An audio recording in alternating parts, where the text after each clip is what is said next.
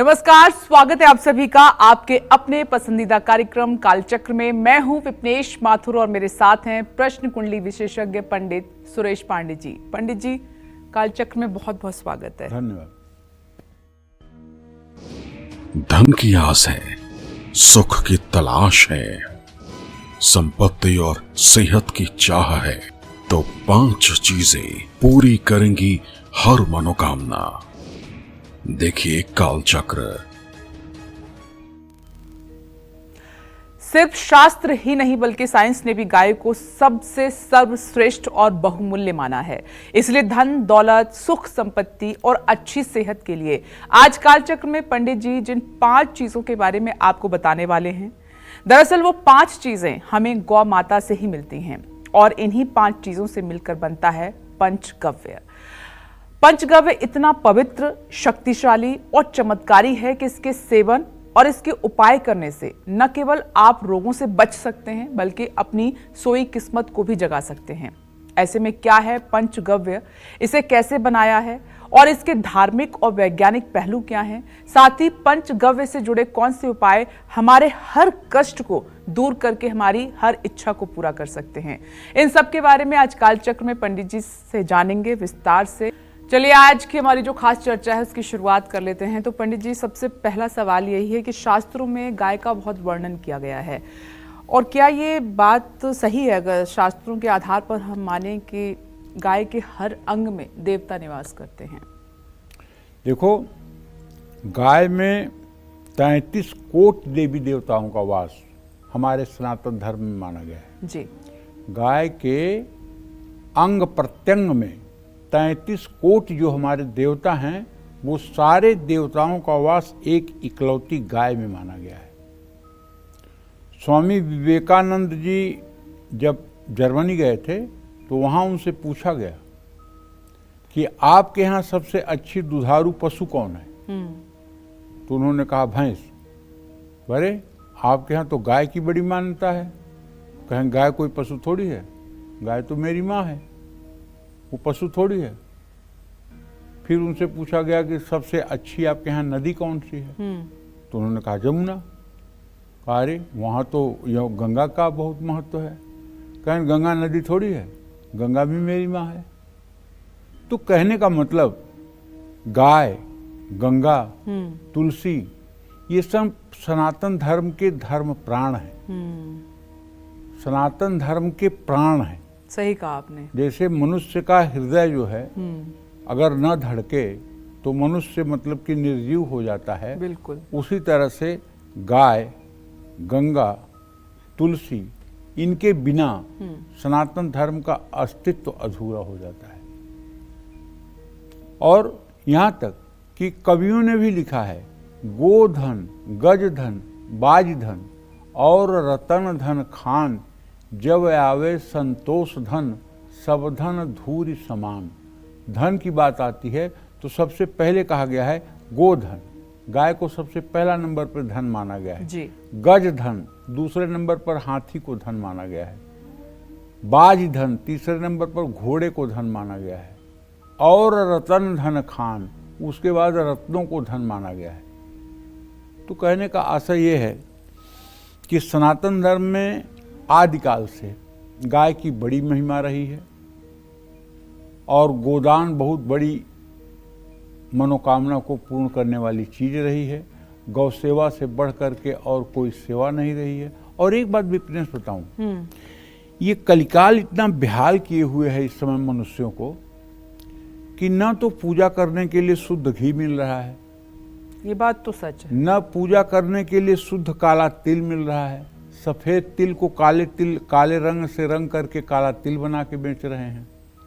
न तो वो जड़ी बूटियां मिल रही हैं जो अगर तगर नागर मोथा कूट छणीला जटामासी सुगंध बाला देवदारू का चूरा चंदन भूरा, ये जो दशांग की सामग्री है न शुद्ध मिल रही है।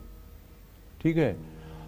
अब इस तरह से अगर देखा जाए तो जो मतलब कि हवन में प्रयुक्त होने वाली या पूजा में प्रयुक्त होने वाली सामग्री है, उसमें कहीं न कहीं दूषण है, कहीं न कहीं दोष है।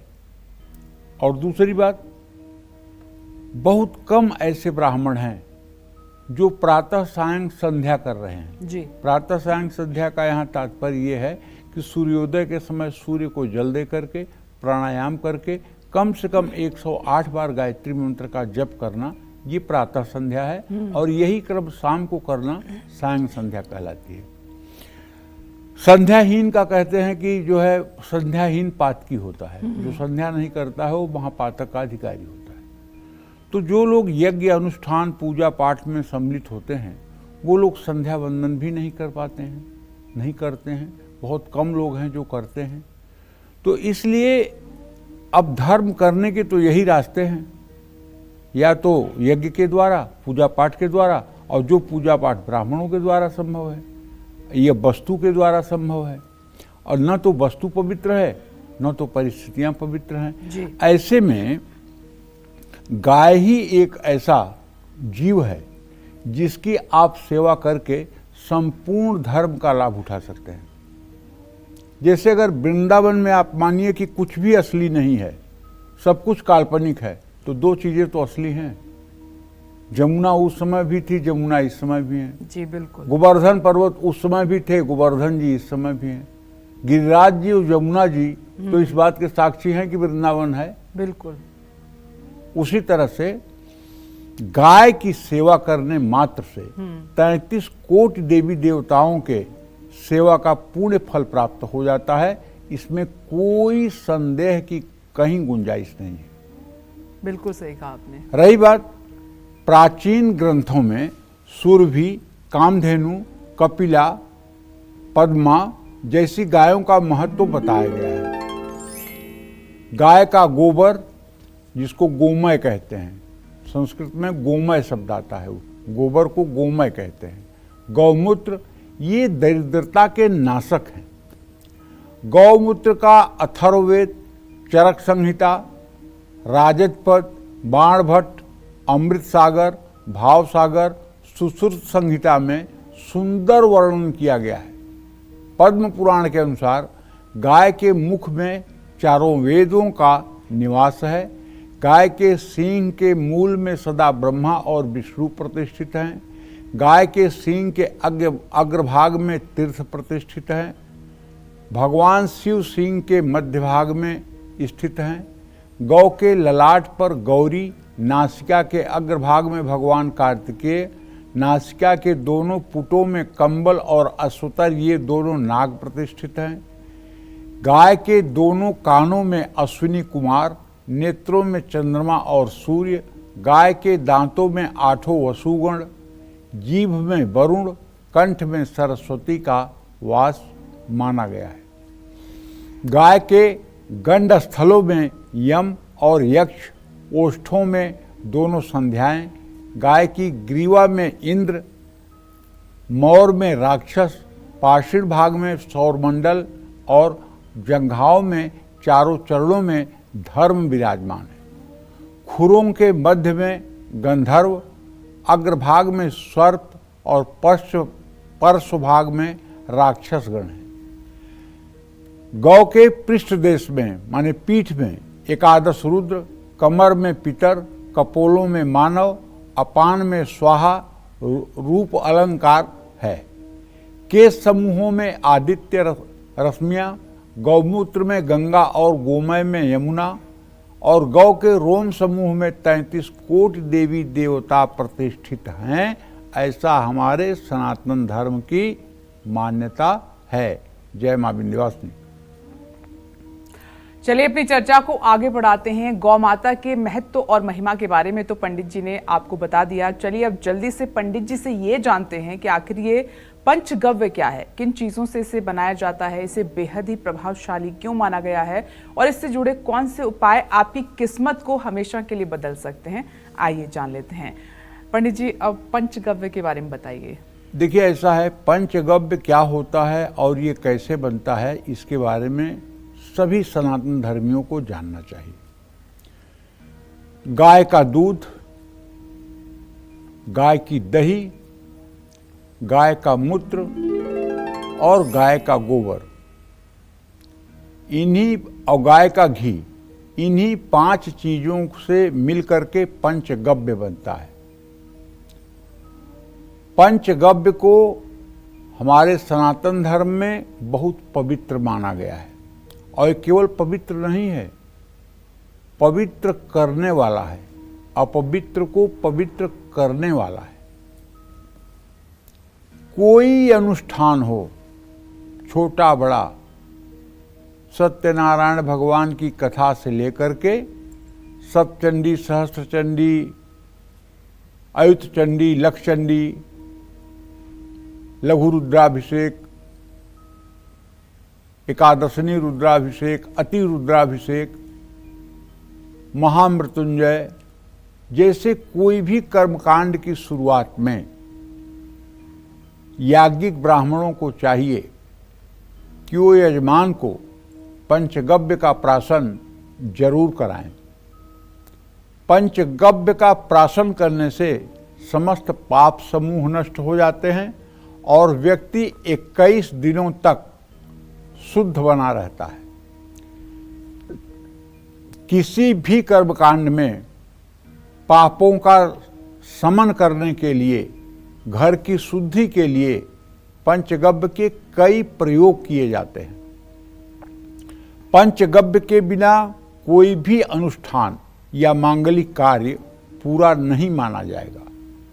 पंचगव्य के अलग अलग देवता भी हैं, जैसे गोमूत्र के देवता वरुण देव हैं, दूध का देवता चंद्र है, गोबर के देवता अग्नि नारायण हैं और घी के देवता सूर्य हैं। तो कहने का मतलब यह है कि पंचगव्य प्राशन करने के बाद व्यक्ति 21 दिनों तक बिल्कुल पवित्र और शुद्ध हो जाता है। जिस तरह से कैंत का फल खाने से 21 दिन की अशुद्धि लगती है, उसी तरह से पंचगव्य का प्राशन करने के बाद 21 दिनों की शुद्धि हो जाती है, इसमें कोई संशय नहीं है। और हर बड़े यज्ञ अनुष्ठान के बाद पहले पंचगव्य का प्राशन यजमान को जरूर कराया जाता है। आपने इसे अनुभव में भी देखा होगा। जय मां विंध्यवासिनी। तो पंचगव्य क्यों खास है, आइए पंडित जी से ये भी जान लेते हैं और इसका महत्व तो क्या है। पंडित जी बताएं। देखिए,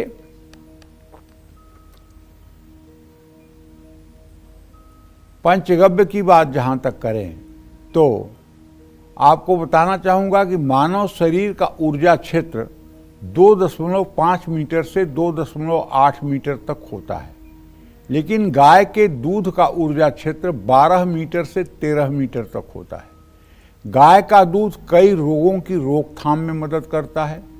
वैज्ञानिक रिसर्च में साबित हुआ है कि गाय के दूध में प्रोटीन, मिनरल्स, कार्बोहाइड्रेट और विटामिन डी होता है। गाय के दूध में रेडियो विकिरण से रक्षा करने की सबसे ज़्यादा शक्ति होती है।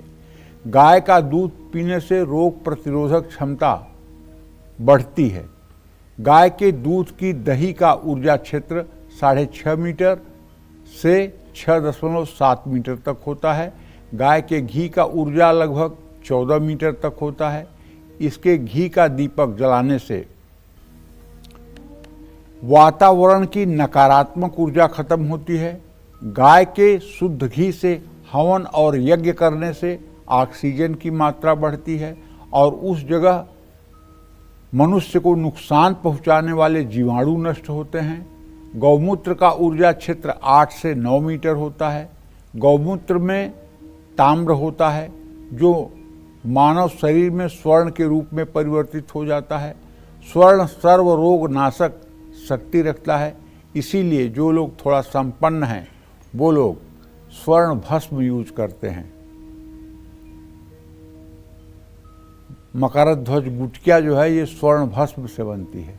स्वर्ण भस्म लोग करते हैं, कहते हैं कि स्वर्ण भस्म का सेवन करने वाला कभी वृद्धावस्था को प्राप्त नहीं होता है, अर्थात अधिक उम्र होने के बाद भी ऐसा व्यक्ति स्वस्थ और तंदुरुस्त रहता है।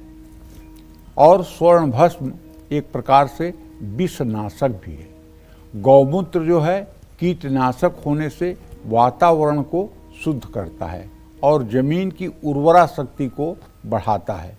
गौमूत्र त्रिदोष नाशक है। वात पित्त कफ ये तीनों दोष हैं, इन तीनों दोषों को शमन करता है। और लेकिन ये पित्त का निर्माण करता है। काली गाय का मूत्र पित्तनाशक होता है। गौमूत्र में मौजूद तत्वों के सेवन से कैंसर से भी लड़ने में मदद मिलती है।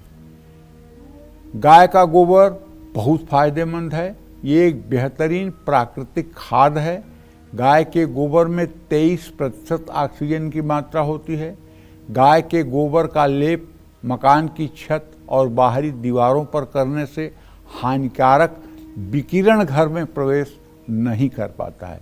जब हमारे घर कच्चे थे तो हमारे शास्त्रों में ये विधान किया गया था कि कोई भी यज्ञ अनुष्ठान पूजा पाठ करने के पहले मंडप को गाय के गोबर से लीप दिया जाए, गाय के गोबर का लेप कर दिया जाए। जब लेप सूख जाए तो उस पे आटे से चौक बनाया जाए। चौक समझ रहे हैं ना? चौक का मतलब यहाँ हमारे कहने से है, जैसे महिलाएं जो है अपने घर के सामने रंगोली बनाती हैं, उसी तरह से आटे से चौक बनाने की भी परंपरा हमारे सनातन धर्म की है। तो चौक बनता था। अब चौक बनने के बाद तब सत्यनारायण भगवान की पूजा उस जगह होती थी, तब विवाह कार्यक्रम उस घर में होता था। लेकिन अब परिस्थितियां बदली हैं। अब फर्श है, गाय के गोबर का लेप हो नहीं सकता। तो ऐसे में थोड़ा सा गाय का गोबर एक चुटकी ले करके एक जग पानी में घोल करके और उस पानी को छिड़क करके उससे पोंछा लगा दिया जाए, तब भी वो बात मानी जाएगी। इसी तरह से आटे से चौक नहीं बन सकता है तो थोड़ा सा आटे से एक छोटी सी रंगोली ही बना देनी चाहिए। अब तो आप समझ ही गए होंगे कि पंचगव्य क्या होता है, इसे कैसे बनाया जाता है। लेकिन आप एक बात ये जान लीजिए कि ये पंचगव्य जो है सनातन धर्म का मूल प्राण है। ये शुद्धता की गारंटी है।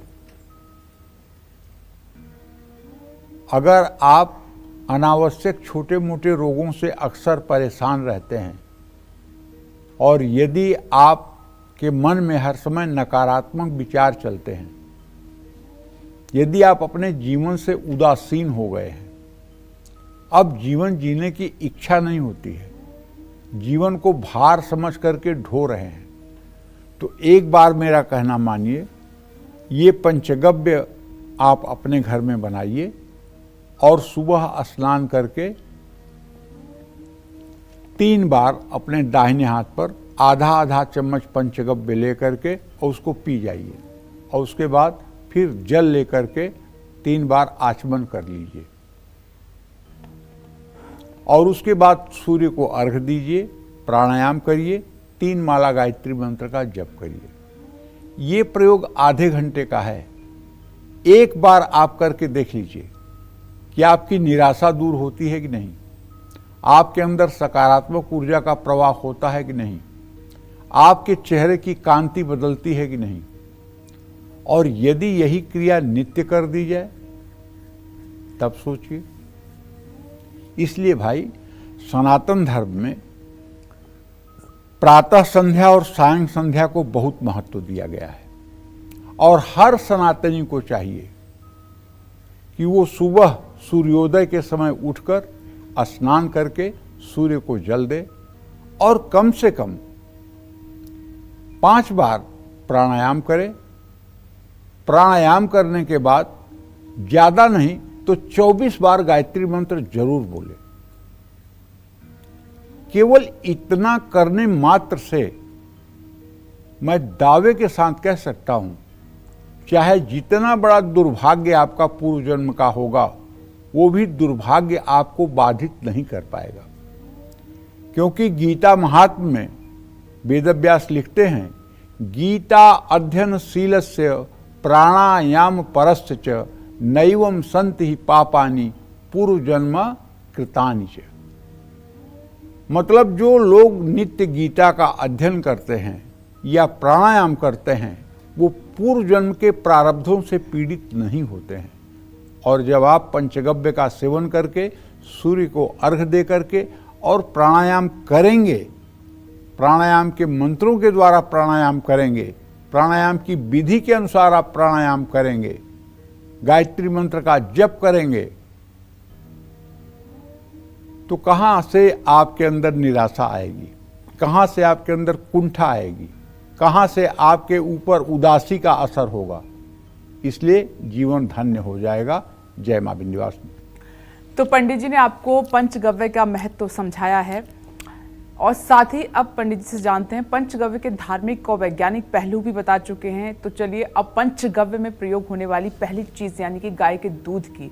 पंचगव्य के अलावा गाय के दूध के कौन से खास उपाय हैं और इसे कौन से अधूरे काम पूरे होते हैं, बिजनेस आपका बढ़ेगा, मिलेगा प्रमोशन और परिवार में हमेशा बनी रहेगी सुख समृद्धि। आइए पंडित जी से जान लेते हैं।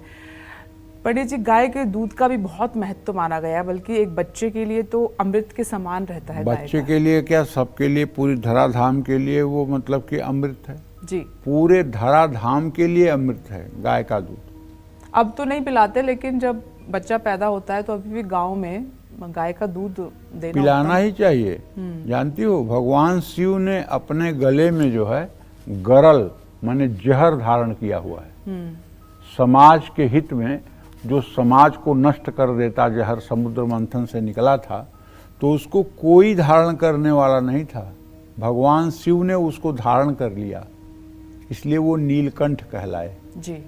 इसीलिए जहां भी शिवलिंग होगा, चाहे घर में, चाहे मंदिर में, चाहे पार्थिव शिवलिंग बनाया जाए, वहां गाय के दूध से और गंगा जल से या जल से अभिषेक जरूर होगा।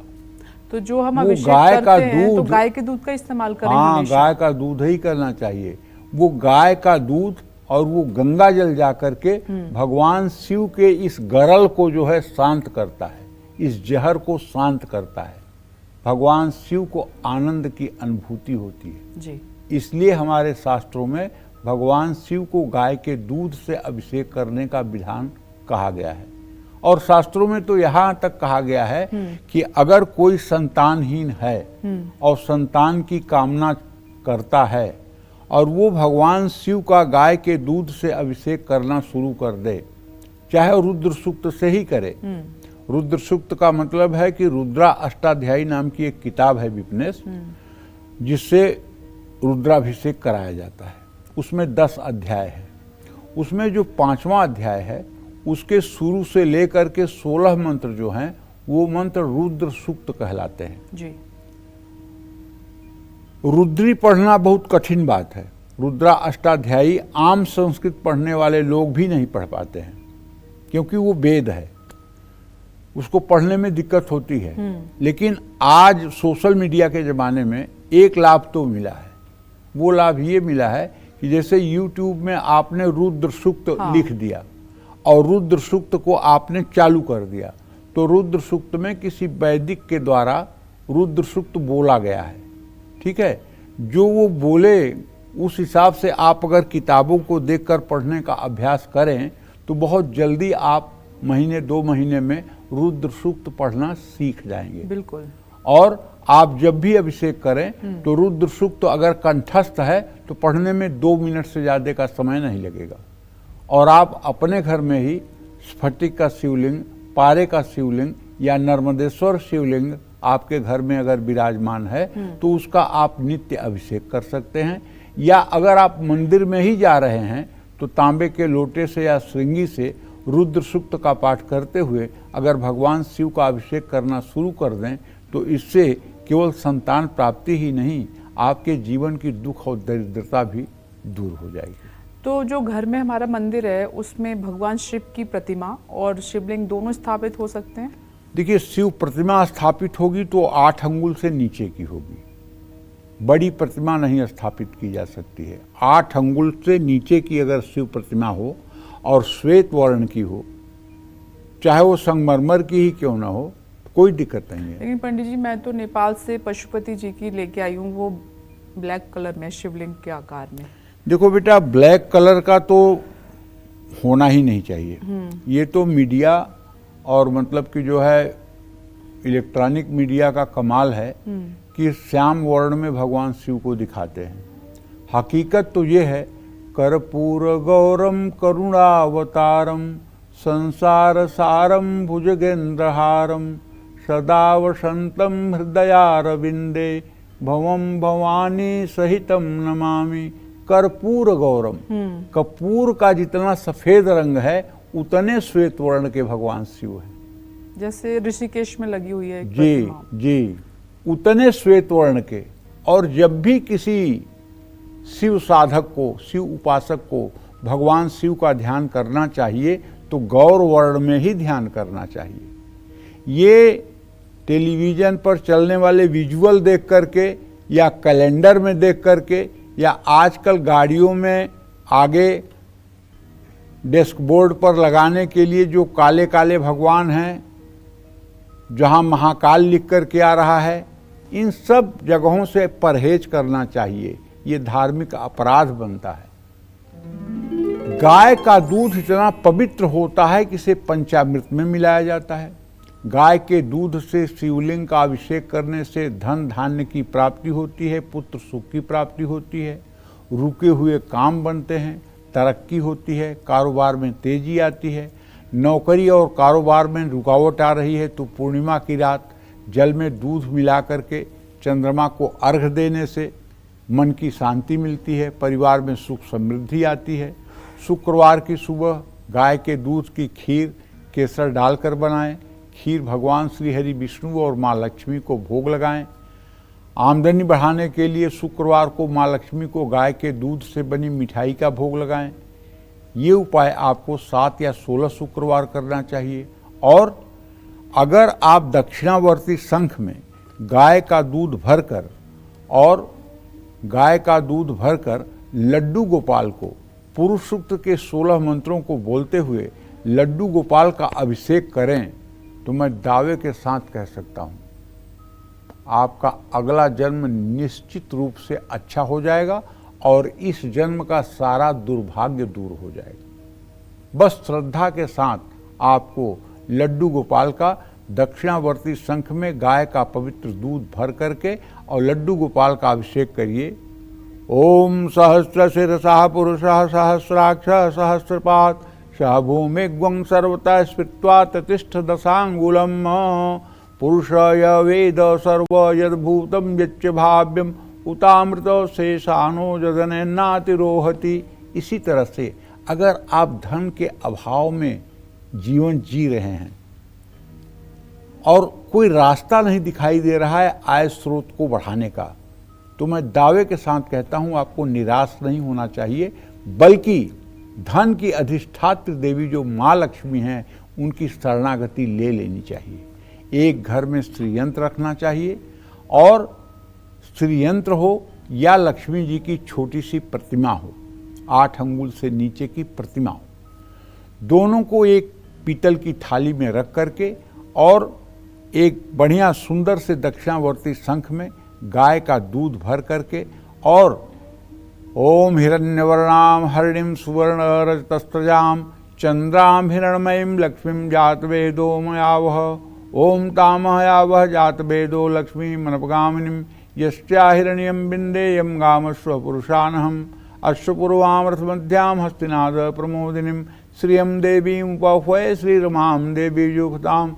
तो कहने का मतलब ये है कि अगर पुरुष सूक्त के 16 मंत्रों से नित्य श्री यंत्र या महालक्ष्मी का अभिषेक किया जाए तो क्या उस घर में कभी दरिद्रता और अभाव का वातावरण हो सकता है?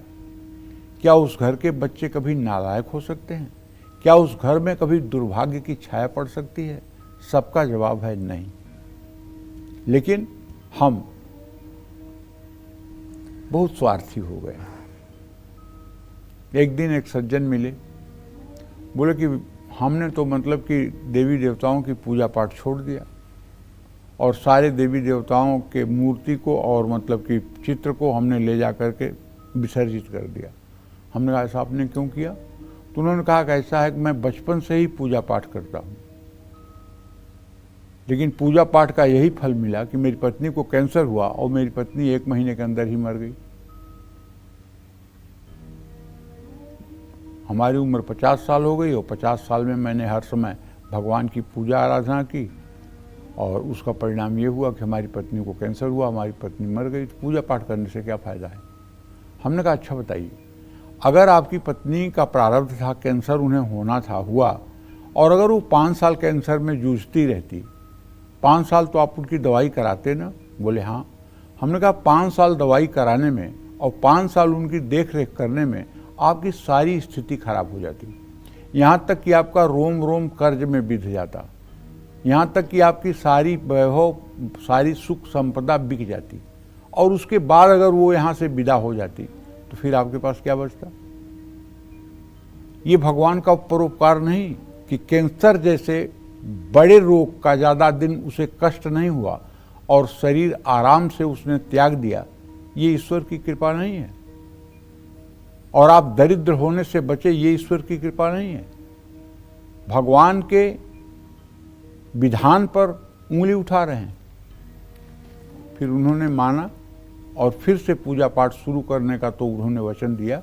अब आगे श्री राम जाने को क्या करते हैं, लेकिन हमें कभी किसी कर्म में भगवान को दोष नहीं देना चाहिए, क्योंकि न ही को सुख और दुख कर दाता, निजकृत कर्म भोग सब भ्राता। हम सब अपने कर्मों का भोग भुगतते हैं। भगवान के लिए तो हम प्रिय हैं। सब मम प्रिय सब मम उपजाए, सब उनके लिए प्रिय हैं और सब उनके द्वारा उत्पन्न किए गए हैं, और सब पर मोरी बराबर दाया, सब पर उनकी बराबर दया है, सब पर उनकी बराबर दया है।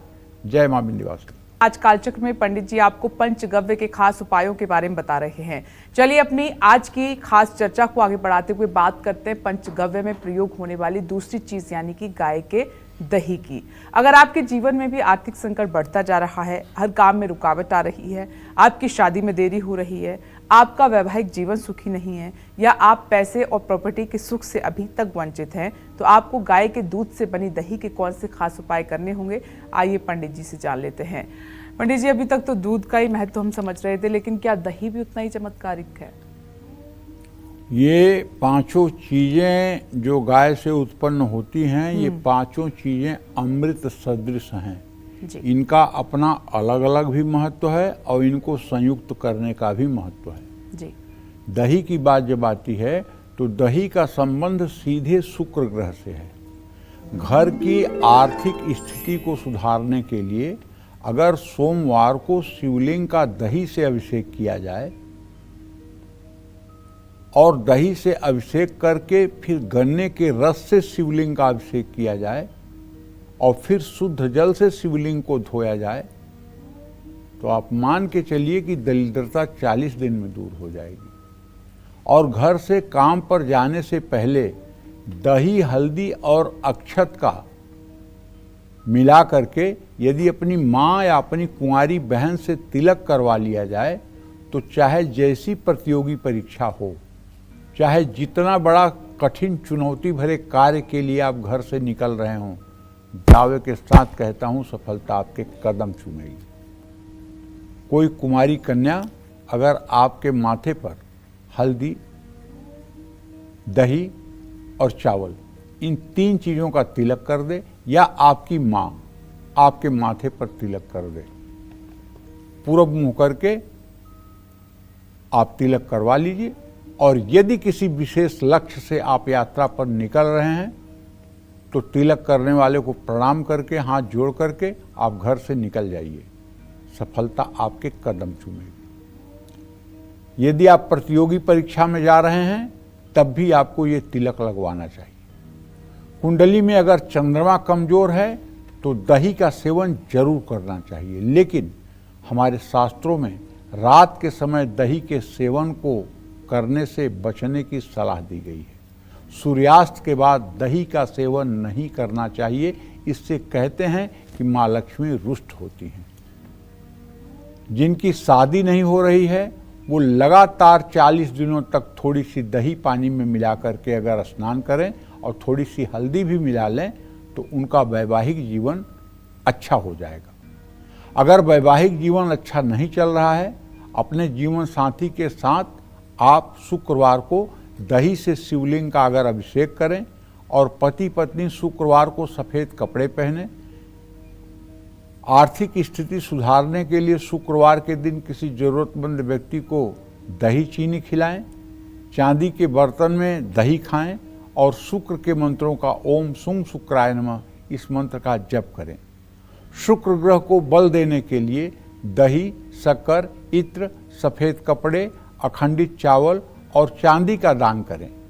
धन और संपत्ति सुख के लिए और धन हानि रोकने के लिए हर रोज दही में इत्र मिला करके स्नान करें।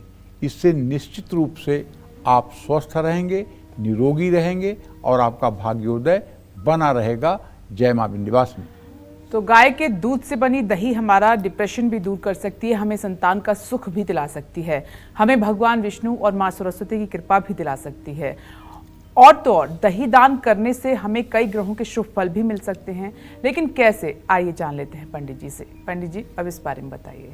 देखो, दही हमारे मस्तिष्क और शरीर पर ठंडा प्रभाव डालती है और एकाग्रता को बढ़ाती है। जिन लोगों की जन्म कुंडली में चंद्रमा वृश्चिक राशि में, नीच राशि में या नीच नवांशक में है, या चंद्रमा के आगे पीछे शनि राहु केतु ग्रह की स्थिति है, या शनि राहु केतु की दृष्टि है, तो ऐसे लोग एंजाइटी के शिकार होते हैं, मानसिक तनाव में डूबे रहते हैं, जीवन में सुख शांति का अभाव हो जाता है और सब कुछ होते हुए भी सुख नहीं महसूस करते हैं। तो ऐसे लोगों को ज़्यादा से ज़्यादा अपने डाइट में, अपने भोजन में दही का इस्तेमाल करना चाहिए। शिव पुराण के अनुसार जो बच्चे गंभीर स्वभाव के नहीं हैं, हर चीज़ हल्के में लेते हैं, लापरवाह हैं, उनको हर सोमवार को शिवलिंग पर दही का लेप दोनों हाथों से करना चाहिए। आपको संतान सुख नहीं मिल पा रहा है तो बुधवार को दही युक्त अन्न से भगवान श्री हरि विष्णु की पूजा करें।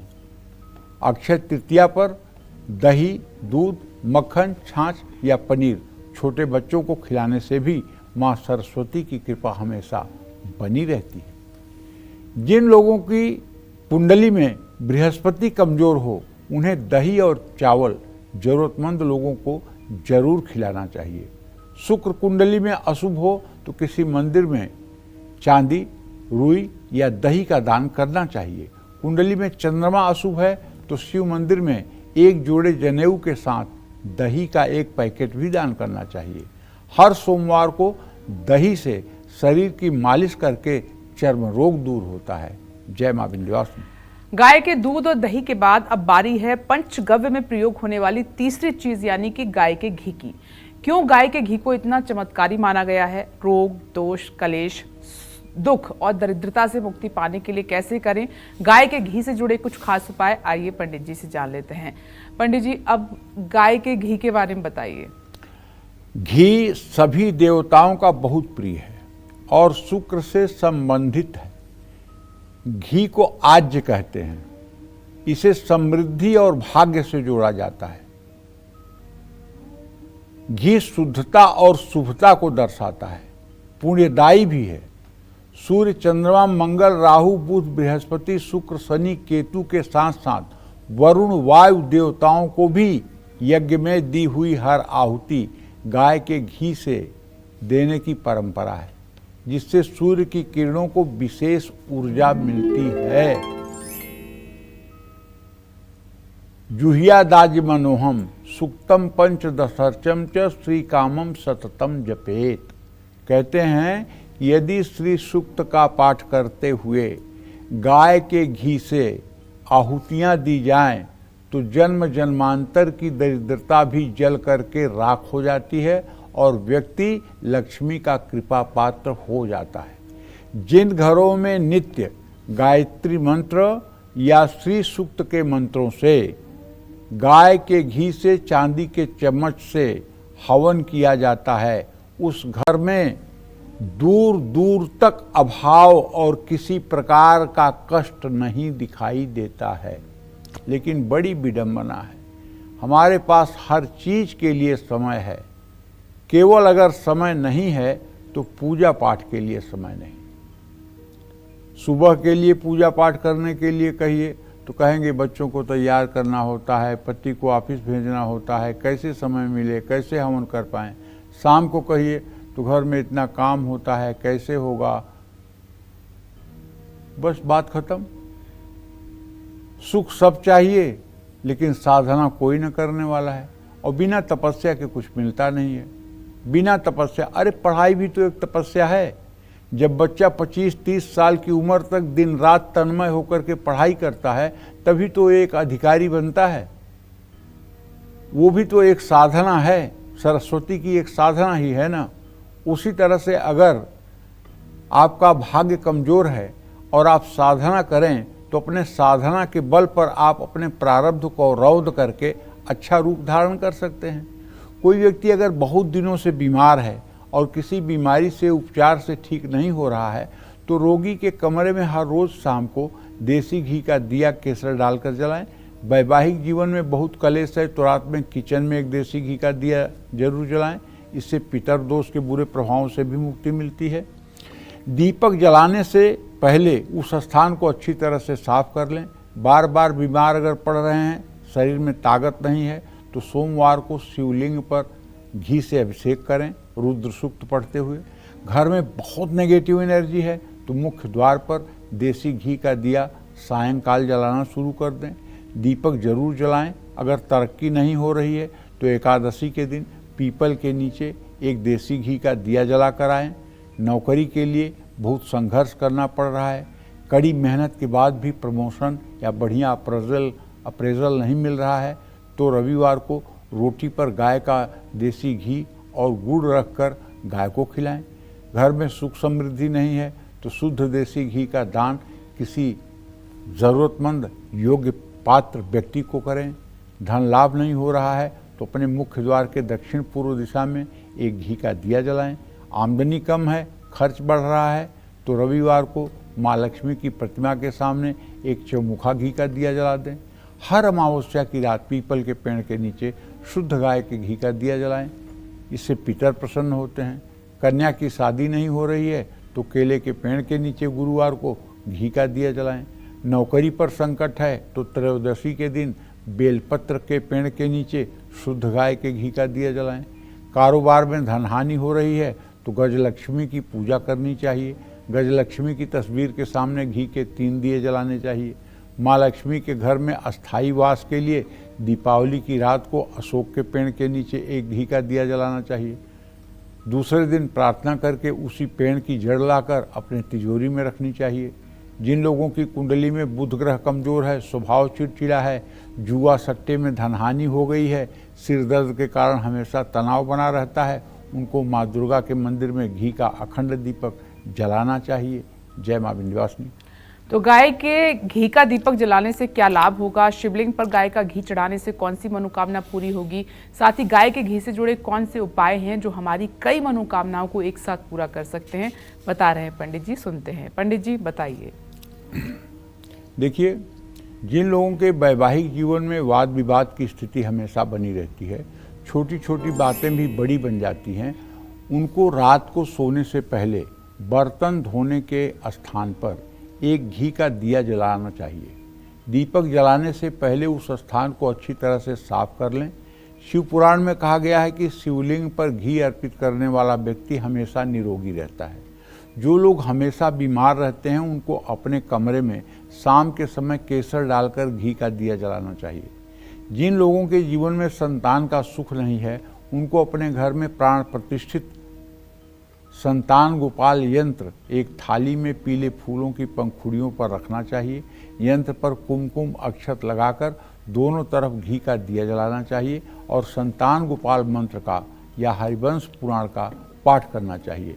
ओम क्लीम देवकी सुत गोविंद वासुदेव जगतपते देहि में तनयम कृष्ण त्वामहम शरणम गतः। अगर इस मंत्र का 10 माला जप 125 दिन कर लिया जाए तो मैं दावे के साथ कह सकता हूँ आपके घर का चिराग प्रकट हो जाएगा, इसमें कोई दो राय नहीं है। भगवान कृष्ण की कृपा से जो आत्मा आपके घर में अवतरित होगी, जो आत्मा आपके घर में प्रकट होगी, वो दिव्यात्मा होगी। क्योंकि भगवान कृष्ण की उपासना के बाद जो संतान पैदा होती है वो कभी भविष्य में नालायक नहीं होती है। इसलिए तपस्या करने के बाद जो संतान प्राप्त होती है वो निश्चित रूप से अद्वितीय होती है।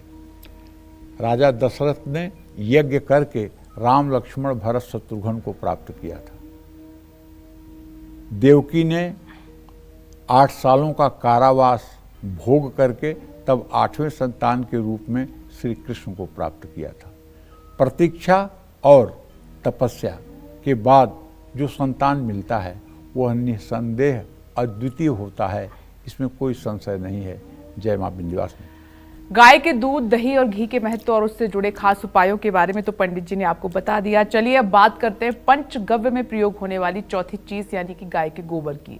गाय के गोबर को इतना पवित्र और प्रभावशाली क्यों माना गया है? साथ ही घर से नकारात्मक ऊर्जा और वास्तु दोष को दूर करके सुख समृद्धि पाने के लिए गाय के गोबर से जुड़े कौन से खास उपाय किए जा सकते हैं, आइए पंडित जी से जान लेते हैं।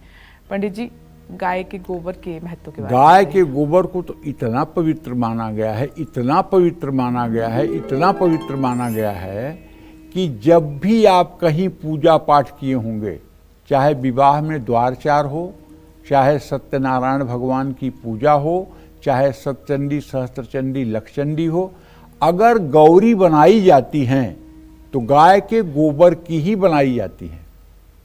पूरब से पश्चिम, उत्तर से दक्षिण, अटक से कटक तक, कन्याकुमारी से कश्मीर तक, जहां भी सनातन धर्म है वहां अगर गौरी की स्थापना होती है तो गाय के गोबर से ही गौरी की स्थापना होती है। अब इसका महत्व तो इतने से ही समझ लीजिए। जगत जननी जगदम्बा मां पार्वती, जिनका ही स्वरूप गौरी का है, वो गाय के गोबर में आवाहन की जाती है। अब इससे बड़ी बात क्या हो सकती है? इससे बड़ा हम आपको क्या उदाहरण दे सकते हैं? और हर जगह आपने पूजा में देखा होगा कि एक मिट्टी के करवे में चावल रखकर उसके ऊपर गौरी दक्षिण तरफ और उत्तर तरफ एक सुपारी पर कलावा लपेट करके गणेश की स्थापना की जाती है। यही आज तक आपने देखा होगा। मतलब गाय के गोबर में ही गौरी का आवाहन किया जाता है। इससे बड़ी इसकी उपयोगिता के बारे में कोई शब्द ही नहीं हो सकता है। हिंदू सनातन धर्मी त्योहारों में, पूजा पाठ में, हवन में, गृह प्रवेश में, धार्मिक अनुष्ठानों में या मांगलिक कार्यों में गोबर का बहुत महत्व है। पहले के समय में पूजा घर की पवित्र बनाए रखने के लिए घर को गोबर से ही लीपा जाता था। ये मैं पहले ही बता चुका हूँ। गोबर से लिपे हुए घर में सकारात्मक ऊर्जा का वास होता है और घर में नकारात्मक शक्तियाँ दूर होती हैं। घर में किसी भी तरह का यदि वास्तु दोष है तो घर के मुख्य द्वार के पास थोड़ा सा हिस्सा गोबर से लीपें। ऐसा करने से घर में सुख, समृद्धि और शांति का वास रहेगा। घर के कंडों को, गोबर के कंडों को, गाय के गोबर के कंडों को जलाते समय देसी घी या कपूर भी साथ में डाला जाए तो इसका धुआं घर पर शुभ प्रभाव डालता है। इससे देवी देवताओं की कृपा भी हमेशा बनी रहती है, इसमें कोई संशय नहीं है। जय मां विंध्यवासिनी। चलिए अब जल्दी से उस पांचवी चीज के बारे में जानते हैं जिसके बिना पंचगव्य अधूरा माना जाता है, और वो चीज है गौमूत्र। कब, कहां और कैसे गौमूत्र छिड़कने से नेगेटिव एनर्जी दूर होती है? राहु हमेशा शुभ फल देता है और समाज और कार्यक्षेत्र दोनों में आपका रुतबा और पहचान बढ़ती है। आइए जानते हैं। पंडित जी बताइए। गौमूत्र का गंगा के समान ही शुद्ध और पवित्र माना गया है। घर में गौमूत्र छिड़कने से वातावरण में शुद्धि और सात्विकता आती है। घर में नकारात्मक ऊर्जा अगर है तो वो दूर होती है। घर की दहलीज पर हर रोज गौमूत्र छिड़कने से घर में नकारात्मक ऊर्जा प्रवेश नहीं कर पाती है। हर महीने की संक्रांति पर गंगा जल में गौमूत्र मिलाकर पूरे घर में छिड़कने से राहु का अशुभ प्रभाव कम हो जाता है। राहु का प्रभाव कम होने से घर में कलेश नहीं होता है।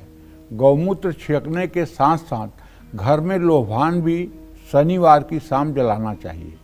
ग्रह दशा भी ठीक हो जाती है और गौमूत्र को कार्यक्षेत्र में रखने से हर तरह की बाधाएं दूर होती हैं। अगर आप गाय के उपले पर घी और गूगल से 24 बार गायत्री मंत्र से रोज हवन करना शुरू कर दें तो मैं दावे के साथ कह सकता हूँ आपके घर पे चाहे जितना बड़ा पितर दोष हो, सारा पितर दोष 6 महीने के अंदर ठीक हो जाएगा। अगर आप गया श्राद्ध करने के बाद भी पितरों की पीड़ा से परेशान हैं और पितर दोष के कारण आपके घर में विवाह शादी सब रुका हुआ है, तो मैं एक उपाय मेरा आप कर लीजिए। गाय का उपला तांबे के हवन कुंड में जलाकर रख लीजिए और गूगल के 24 टुकड़े छोटे छोटे ले लीजिए, उसको गाय का घी पिघला करके और उसके साथ मिला करके 24 बार गायत्री मंत्र बोलते हुए हवन करना शुरू कर दीजिए। ये हवन सुबह शाम दोनों समय करिए। 6 महीने के अंदर सारा पितर दोष समाप्त हो जाएगा और आपके घर में खुशियां आ जाएंगी। जय मां विंध्यवासिनी। गौ माता आपका भाग्य बदल सकती हैं, कर्ज और कष्ट से मुक्ति दिला सकती हैं, साथ ही घर से दुख दरिद्रता को भी दूर कर सकती हैं। लेकिन कैसे, आइए जान लेते हैं। पंडित जी बताएं। देखो विपिनेश, अगर किस्मत सही में साथ नहीं दे रही है तो कपिला गाय के पैर की मिट्टी लेकर उसे अपने माथे पर तिलक करना चाहिए। गाय को घास खिलाकर उसकी परिक्रमा करने से सभी कष्टों से मुक्ति मिलती है। जिस जमीन पर गाय को हर रोज स्नान कराया जाता है, उस जमीन से पर घर बनाने से माँ लक्ष्मी का अस्थायी वास होता है। जिस घर में गौमूत्र का छिड़काव किया जाता है, वहाँ दुख और दरिद्रता का वास कभी नहीं होता है। घर के किसी भी भाग में गाय का गोबर लेपन से माँ लक्ष्मी प्रसन्न होती हैं और कर्ज से मुक्ति मिलती है। लंबी पूंछ वाली गाय जिसका पूंछ जमीन को स्पर्श करता हो, वो साक्षात लक्ष्मी की स्वरूपा होती है। ऐसी गाय जिस घर में रहती है वहाँ रिद्धि सिद्धि रहती है। जिस भी गाय की पूंछ जमीन को स्पर्श करती हो, ऐसे गाय को अगर आप अपने घर में रख लें तो मैं दावे के साथ कह सकता हूँ, बिना कुछ किए दुनिया का सारा वैभव आपको प्राप्त होगा। ऐसी गायें बहुत मुश्किल से मिलती हैं। जो भी व्यक्ति हर रोज गाय को स्नान कराता है उसे महापुण्य प्राप्त होता है। लेकिन ध्यान रखिएगा, महापुण्य पाने के चक्कर में कहीं ऐसा न हो कि ठंडी में ठंडे पानी से गाय को नहला दें या गाय की सेहत को बुरा लगे। पानी उपयोग गाय के ऊपर करने से पहले अपने हाथ पे डाल के देखें वो पानी। अगर आपके हाथ को ठीक लग रहा है तब गाय के ऊपर डालें। अगर आपके हाथ को गर्म ठंडा लग रहा है तो गाय को उससे स्नान न कराएं। इस बात का ध्यान रखें। कभी कभी आदमी अपने स्वार्थ में आकर के सोचता है कि नहीं, गाय को नहलाने से तो मैं विश्व विजेता बन जाऊंगा, तो एकदम ठंडे पानी से नहला दिया तो गाय को निमोनिया हो जाएगा, बीमार हो जाएगी, तो पुण्य की जगह पाप हो जाएगा। तो इसलिए जाड़े में गुनगुना पानी और गर्मी में ठंडे पानी से स्नान कराना चाहिए। जय मां विंध्यवासिनी। चलिए, अब बारी है आज के हमारे लक्की ईमेल कुंडली विजेता की, और वो कौन है बता रहे हैं पंडित जी। पंडित जी बताएं। आज के हमारे लकी ईमेल कुंडली विजेता हैं हुबली कर्नाटक के नागराज। इन्होंने अपने प्रश्न भेजे हैं। मैंने कुंडली बना करके इनके प्रश्नों का समाधान किया है और ये जल्दी आपको कालचक्र की टीम कुरियर के द्वारा आपके घर भेजेगी। जय मां विंध्यवासिनी। तो नागराज जी, आपको बहुत बहुत मुबारकबाद। अब हमारे साथ एक फोन पे कालचक्र दर्शक जुड़ गई हैं, पूजा जी मेरठ से। स्वागत आपका, अपना प्रश्न पंडित जी से पूछिए। हाँ बोलिए। तो पूजा जी, आपसे बात नहीं हो पा रही है, माफी चाहते हैं क्योंकि बहुत साउंड है आपकी तरफ से, हम सुन भी नहीं पा रहे हैं। अब दिल्ली से कॉलर दीपाली जी जुड़ गई हैं। स्वागत आपका, प्रश्न कीजिए पंडित जी से। पंडित जी चरण पर। सुखी रहो बेटा। मेरा नाम दीपाली है। मेरी डेट ऑफ बर्थ 31/10/2005। समय रात्रि के 10:55। मैं अपने करियर के बारे में पूछना चाहती हूँ। मैं एसएससी सीजीएल का एग्जाम देना चाहती हूँ, तो मेरे लिए कैसा रहेगा? और मेरा दूसरा सवाल है, मेरी स्वास्थ्य ठीक नहीं रहता, मतलब दुबला पतला बन रहता है काफी खाने पीने के बाद भी। ऐसा क्यों? मार्गदर्शन कीजिए प्लीज। देखो बेटा, ऐसा है कि तुम्हारा बृहस्पति इस समय वृषभ राशि में है। तुम्हारे आजीविका भाव का स्वामी बृहस्पति है। 9 मई 2025 के बाद तुम मतलब कि शैक्षणिक क्षेत्र में अपनी किस्मत आजमाओ, उसमें तुम्हें सफलता मिलेगी, इसमें कोई दो राय नहीं है। जहाँ तक तुम्हारे स्वास्थ्य का प्रश्न है तो उसके बारे में बताना चाहूँगा कि आपके छठे भाव का स्वामी सूर्य है, जो इस समय अपनी उच्च राशि में है। भले ही आपका स्वास्थ्य बहुत अच्छा मोटा नहीं है, लेकिन आपके अंदर कोई बीमारी भी नहीं है। ये बात भी आप पक्की तरह से जान लीजिए। अगर आप थोड़ा सा और तंदुरुस्त होना चाहती हैं तो मैं आपको बताना चाहूँगा, 2 चम्मच गाय का घी नित्य सुबह शाम आप अपने भोजन में इस्तेमाल करना शुरू कर दें और इसका परिणाम आपको 100 दिन में दिखाई देगा। जय मां विंध्यवासिनी। तो पंडित जी ने आपको आज बताया है पंचगव्य के बारे में, गाय के महत्व के बारे में, और क्यों हम ये कहते हैं, क्यों शास्त्रों में ये वर्णन है कि गाय के हर अंग में देवता वास करते हैं। तो पंडित जी ने आज आपको विस्तार से बताया। उम्मीद करते हैं कि गाय का महत्व समझते हुए गाय सेवा की तरफ, गौधन की तरफ आप ध्यान देंगे। गौ सेवा करने से कैसे दूर होगा हर ग्रह दोष और मिलेंगे 9 ग्रहों के शुभ फल, आइए पंडित जी से जान लेते हैं। पंडित जी बताएं। देखो, अगर सूर्य कमजोर हो तो गाय को गेहूं की रोटी और गुड़ खिलाना शुरू कर दो। अगर आपका चंद्रमा कमजोर हो तो केवल गाय की सेवा करना शुरू कर दो। मंगल अगर कमजोर हो तो गाय को गुड़ खिलाना शुरू कर दीजिए। बुध अगर आपका कमजोर हो, अस्त हो, तो गाय को पालक या लौकी काट करके खिलाइए। बृहस्पति अगर आपका कमजोर हो, नीच राशि में हो, तो भीगी हुई चने की दाल और गुड़ बृहस्पतिवार को गाय को खिलाना शुरू कर दीजिए। शुक्र अगर आपका कमजोर हो, नपुंसकता जैसी कोई बीमारी है या गर्भधारण नहीं हो पा रहा है, तो घर में पहली बनी हुई रोटी पर हल्का सा गाय का घी लगा करके गाय को खिलाना शुरू कर दीजिए। राहु अगर आपको परेशान कर रहा है, महादशा में है, तो काली गाय को भीगे काले चने शाम के समय खिलाना शुरू कर दीजिए। शनि अगर आपको परेशान कर रहा है 7.5 या ढैया में, तो गाय को तेल में पकी हुई रोटी खिलाना शुरू कर दीजिए। केतु अगर आपके जीवन में विघ्न पैदा कर रहा है तो उन्हें भी आटे की बनी हुई रोटी तेल लगा करके खिलाना शुरू कर दीजिए। इससे निश्चित रूप से जीवन में सुधार होगा, ग्रहों की स्थिति सुधरेगी, जीवन आनंदपूर्वक आगे बढ़ेगा। जय मां विंध्यवासिनी। तो आज कालचक्र में पंडित जी ने पंचगव्य का महत्व आपको समझाया। पंडित जी, इसके लिए आपका बहुत बहुत धन्यवाद। इसी के साथ उम्मीद करते हैं कि आज का हमारा विषय आपको बहुत पसंद आया होगा। कल फिर एक नए विषय और आपकी परेशानियों को दूर करने के लिए ढेरों उपाय लेकर आएंगे हम पंडित सुरेश पांडे जी के साथ। तब तक के लिए कालचक्र की टीम को दीजिए इजाजत। नमस्कार।